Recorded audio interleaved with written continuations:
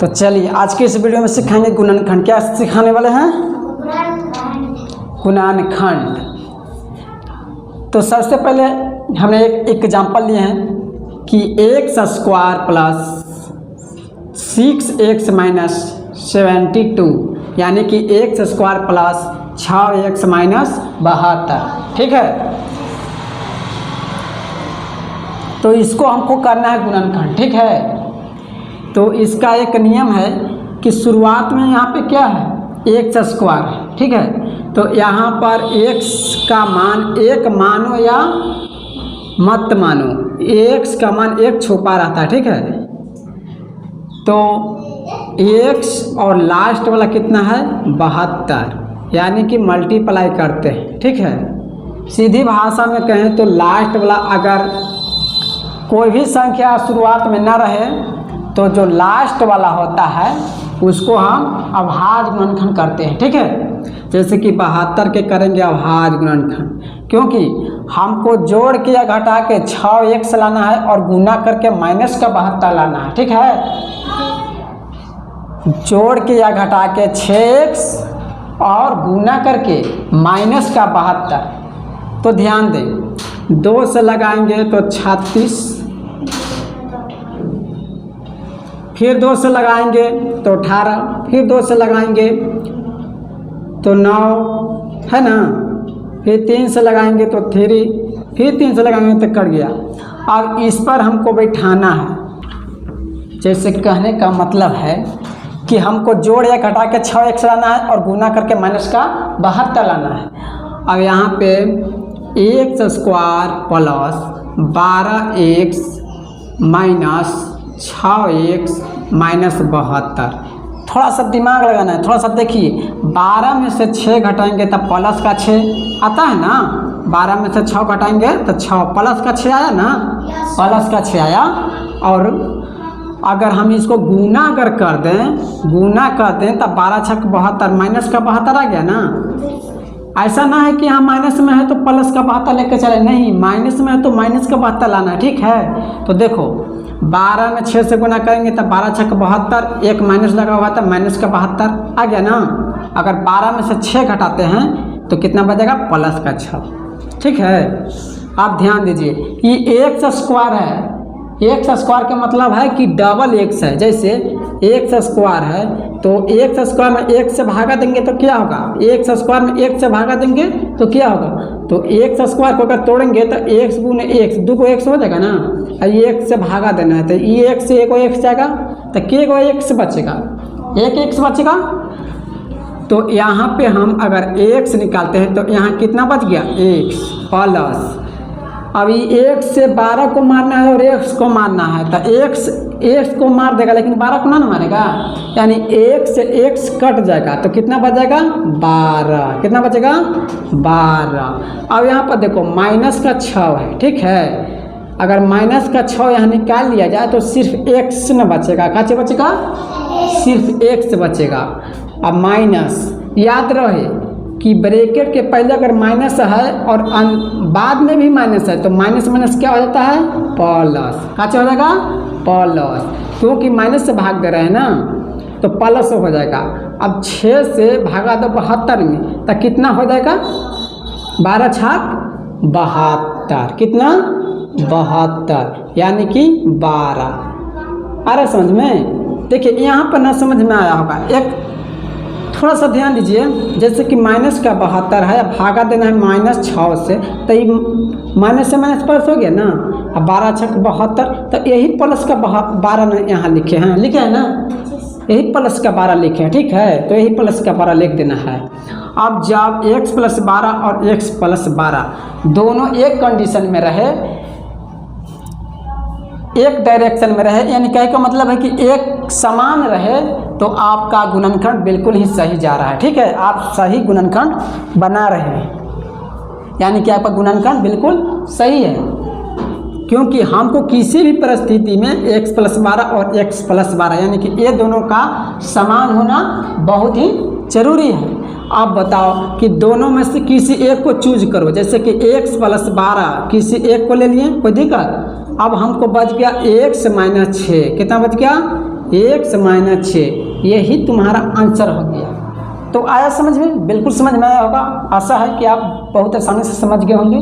तो चलिए एक नेक्स्ट दूसरा एग्जांपल लेते हैं जो कि बहुत आसान होगा बनाने में, ठीक है। तो अगर ना समझ में आया होगा तो दूसरा में आप आसानी से x square plus 16x minus 36, ठीक है। तो ध्यान दो, आ रहा समझ में? बोलना आ रहा समझ में? चलो आप दूसरा एग्जांपल लिए हैं तो ध्यान दो। यहाँ पे देखो, यहाँ पर कोई भी x के आगे कोई भी संख्या नहीं है, ठीक है। तो डायरेक्ट क्या करेंगे कि यहाँ x का एक मान छिपा रहता है और लास्ट में कितना है 36। तो हम 1 से 36 में गुना करेंगे तो कितना होगा 36 से ना आएगा, यानी कि माइनस का 36 है तो माइनस का 36 आया, ठीक है। तो अब हमको इस रूप में तोड़ना है कि जोड़ने के बाद या घटाने के बाद हमको प्लस का 16 आना चाहिए, ठीक है। जोड़ के लाए या घटा के लाए, प्लस का 16x और गुना करके माइनस का 36 लाना, ठीक है। तो चलिए तोड़ते हैं। 36 का गुणनखंड को नहीं आता है ना, इतना भी करता है, जानवे करते हैं। 2 से लगाएंगे तो कितना होगा 18 होगा ना, और 2 से फिर लगाइएगा तो कितना होगा 9 हो जाएगा, और फिर 3 से लगाइएगा तो 3 3 9 और फिर 3 से लगाइएगा, ठीक है। तो कट गया। अब ध्यान लगाना है कि हमको गुना करके माइनस का 36 और जोड़ के घटा के प्लस का 16x लाना है, ठीक है। तो 3 3 9, 9 दूनी 18, 18 दूनी 36, यानी कहे के मतलब है कि 18 में अगर हम 2 से गुना करते हैं, 2 से गुना करते हैं तो 36 हमारा आ जाता है ना। तो जब 36 आ जाता है तो माइनस 36 लाना है, ठीक है।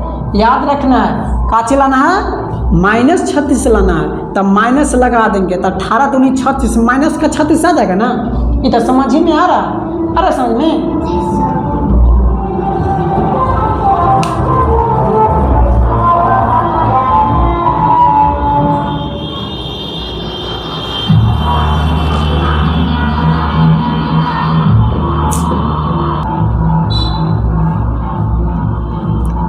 अब ध्यान दीजिए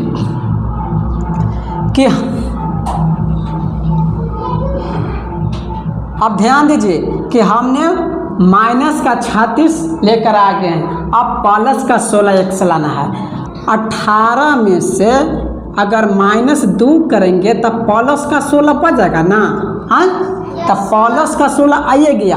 देखिए हम 18 में 2 से गुना किए तो 36 आया, तब माइनस का 36 लाना है, तब माइनस 1 में लगा दिए, ठीक है। तो 18 दूनी 36, माइनस लगा हुआ है तो माइनस का 36 हो गया।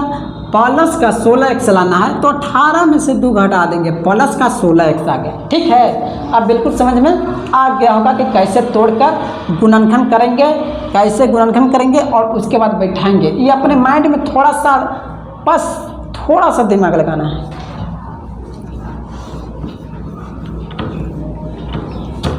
तो चलिए देखते हैं। तो x square plus 18x minus 2x, देखिए 18 में से 2 घटाएंगे तो प्लस का 16x आ जाएगा, जान रहे हैं ना। अब लिखेंगे 36, माइनस का 36 है, ठीक है। तो ध्यान दीजिए कि अगर 18 में 2 से गुना करेंगे तो 18 में 36 तो वहीं जा रहा है, लेकिन माइनस भी लगल है तो माइनस 36 आ जाएगा।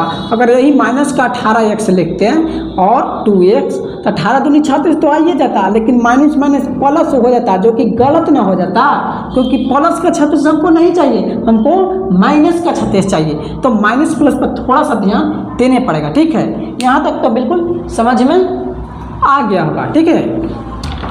अब ध्यान दीजिए कि यहाँ पर अभी बताया है कि एक्स स्क्वायर, यानी कि एक्स में एक्स से गुना करते हैं तब एक्स स्क्वायर होता है। यानी कहे के मतलब कि इसके पास डबल एक्स है, तो डबल एक्स में से अगर एक्स एक्स निकाल दिया जाए तो इसमें कितना बचेगा, एक एक्स बचेगा प्लस।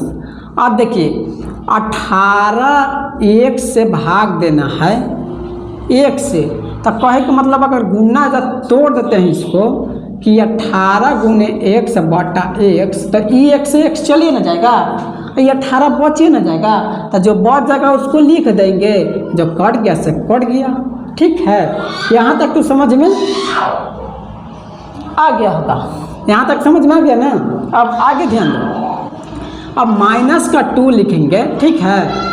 जब माइनस का 2 लिखेंगे तो 1 से बचेगा। कितना बचेगा? 1 से बचेगा। अब देखिए ये माइनस है तो कर लेंगे प्लस, और 2 से भागा देंगे 36 में, तो 18 दूनी होता है 36। आ रहा समझ में?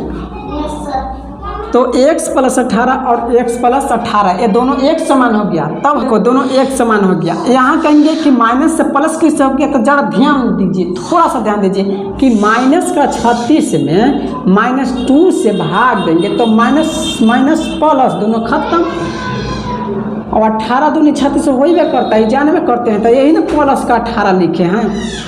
जिसके आगे कोई भी चिन्ह ना रहे तो प्लस समझना चाहिए, ठीक है। अगर ऐसे माइनस लगा है तो आप जान नहीं रहे कि माइनस लगा हुआ है, माइनस में है, तो इसके आगे कुछ ना लगा हुआ है तो प्लस देते हैं, यानी प्लस का चिन्ह। तो x प्लस 18 बिल्कुल समझ में आ गया होगा। चलिए अब आगे बढ़ते हैं। अब देखिए x प्लस 18 लिखेंगे, क्योंकि इस दोनों में से किसी एक का चूज करना है, ठीक है। किसी एक का चूज करना है तो एक इस दोनों में से एक और लिख लिए। अब x -2 है, ठीक है, तो x -2 लिखेंगे, यही तुम्हारा आंसर आया। तो तब बिल्कुल आसानी से आपको इस वीडियो में समझ में आ गया होगा कि कैसे गुणनखंड करते हैं। इसके पहले 2 वीडियो और बताए हैं, प्लस प्लस वाला और माइनस माइनस वाला, और इसमें प्लस माइनस का है, यानी कि गुणनखंड में कहीं यहाँ प्लस दे देगा तो यहाँ माइनस, यहाँ माइनस तो यहाँ प्लस। तो 2 वीडियो आगे बना चुके हैं और ये तीसरा वीडियो है, तो आप आसानी से गुणनखंड कर सकते हैं। आशा है कि आपको इस वीडियो से समझ में आ गया होगा। तो चलिए मिल लेंगे फिर नेक्स्ट वीडियो में, तब तक जय हिंद, वंदे मातरम।